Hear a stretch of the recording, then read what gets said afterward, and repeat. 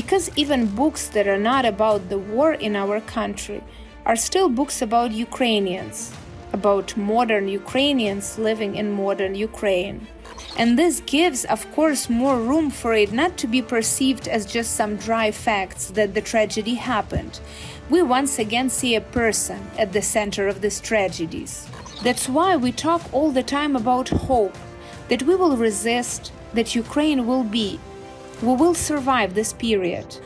Hello and welcome to Ukraine in Flames, a special project by Ukraine Media Center, and I'm your host, Myroslava Yaremkiv. Ukrainian literature, like many other aspects of our country, has been significantly affected by the war. Previously, we spoke about veteran and volunteer prose, but since February 24 of 2022, the Russian-Ukrainian war has become a cornerstone of all Ukrainian literature. War-related literature in Ukraine has already been developing for 10 years, but Russian aggression has now reached a new level. For almost 3 years, we have been living amid mobilization, rocket fire, and constant destruction. The war has changed, but has war literature evolved compared to what we had by 2022? In today's episode, we will discuss what has changed since the full-scale invasion, the new genres writers are exploring, and which authors deserve the most attention. If you want to learn more about the subject, please continue watching this video and subscribe to our channel so that you don't miss our videos in the future. If we look at the numbers, since 2014, Ukrainian authors have written more than 1,000 books about the war. Before the full-scale invasion, this number grew by about 120-130 new titles each year. After February 24th, there was a surge in publications, which is natural as the war has affected everyone and all aspects of life, including culture and literature. In 2022, books about events both before and after February 24 were published simultaneously. These works reflect the shared pain of people facing war and cruelty while holding on to their humanity. In 2022, around 150 books about the war were published, nearly half of which focus on the events of February 24. Iryna Bilotserkovska, co-founder and director of the publishing house Bilka, will talk more about publishing war literature during the war and the plans they have for this year. As for how our pain differs from the problems and wars in other countries, I don't know absolutely. I talk about our war through the voice of my authors. For example, Dotya has already been translated, I think, into 8 languages. And it has already won an award in Poland.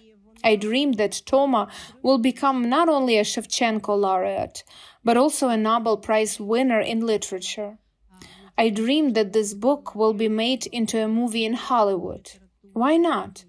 This is a great story that tells why such a war started in 2014. And what we now write, publish, and translate will probably determine what story will appear in a new circle. Maybe we'll be able to change something, maybe we won't. But at least we don't give up, and we work in this direction. My husband fought for 2 years. Now he's going through the military medical commission in Kyiv, and I continue publishing books. We published 2 books in 2022 and 3 in 2023. This year we plan to publish 26. Not all of them are about war, but at least half of them are. And we may not fulfill this plan at all. Anything can happen. But if we set a plan of 26 and do not fulfill 26, but do 21, for example, it is 7 times more than last year. And this all are stories of our resistance. Because even books that are not about the war in our country are still books about Ukrainians, about modern Ukrainians living in modern Ukraine. There are books written by direct participants in hostilities and those written by war veterans and military chaplains. In the future, we may identify a separate group for martyrology books, publications in memory of the deceased. Unfortunately, there are more and more of this. Additionally, there are books of testimonies from and about those who survived the occupation or went abroad. The oral history is continuously enriched with new additions. Cultural figures, particularly writers who went to fight, will not be overlooked either.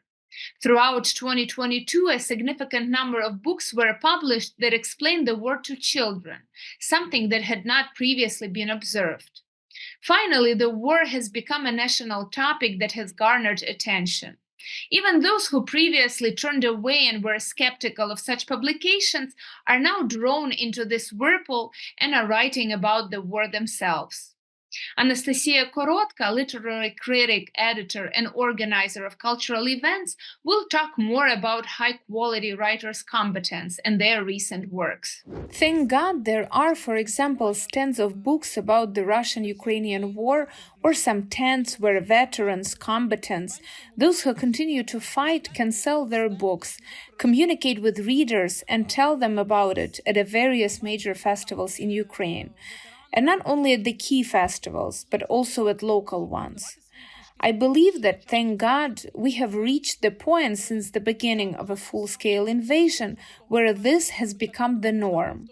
Because, for example, earlier, even during the big festivals, we had to explain and prove it was necessary, and we had to arrange a stand with such books or a stand with veteran publishing houses somewhere in the corner rather than on the central square. Because there was such a false opinion that veteran literature is the literature of testimonies. Well, they recorded, well, they saved some moments, for example, which we could already forget partially, and they could be erased. But a great Ukrainian novel about this war will definitely emerge, I don't know, perhaps in 50 years. Sometimes it seems that until the moment that we win and distance ourselves from it, we can't currently write high-quality texts. I do not agree with this statement at all, because at least poetry is something that happens here and now as a reflection on some very strong emotional event. And we have a whole constellation of high-quality, cool writer-combatants. Andrei Kirichenko is one of them. For example, Vasyl Mulik, Valery Puzik. That is, we have someone to name. And in general, when we hold large evenings of war poetry, for example, we see that next to such writers as Anatoly Dnistrovy, Dmytro Lazutkin, our Shevchenko laureate, who wrote poems even before the war and then joined the army, there are the military who were not poets before the war. And this will be texts of absolutely the same quality level. For example, together with Dmytro Lazutkin, Iryna Chornoguz received the Shevchenko Prize. Iryna is a beautiful female military officer who writes high-quality texts.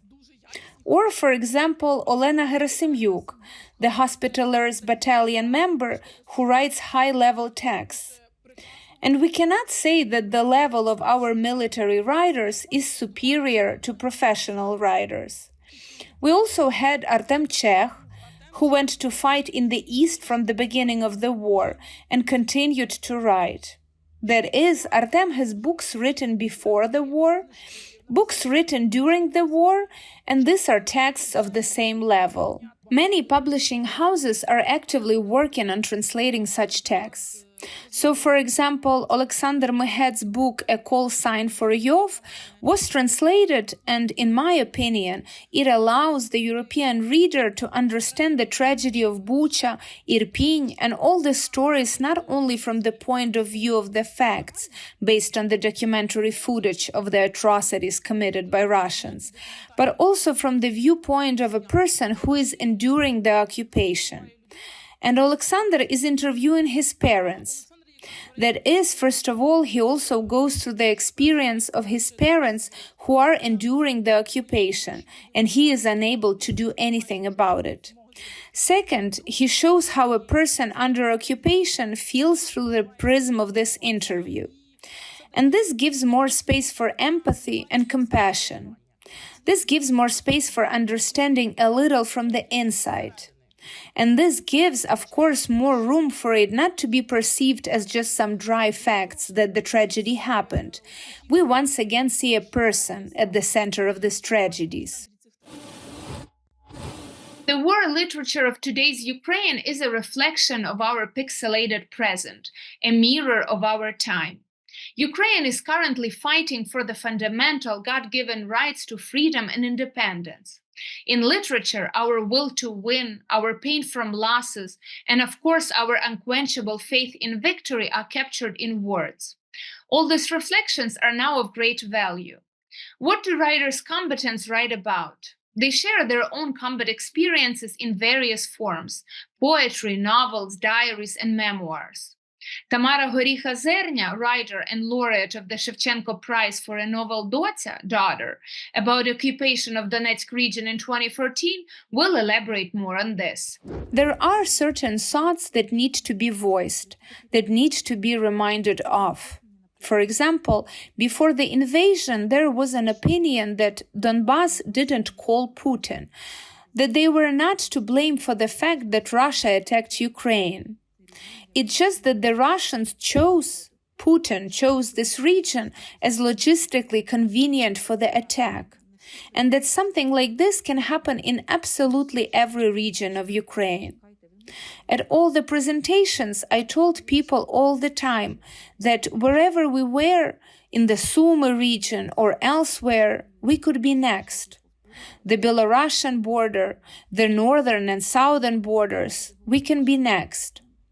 We talked all the time with our publisher, and I repeated many times that a big war was possible.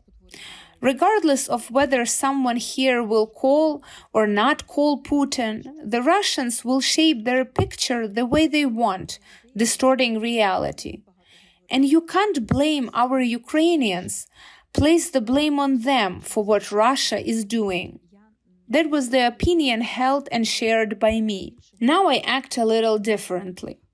Now, speaking in the West, in Europe, I try to talk less about books and more about the crimes committed by the Russians, about what they do in the occupied territories, very naturalistically. As my publisher says, you are scaring them.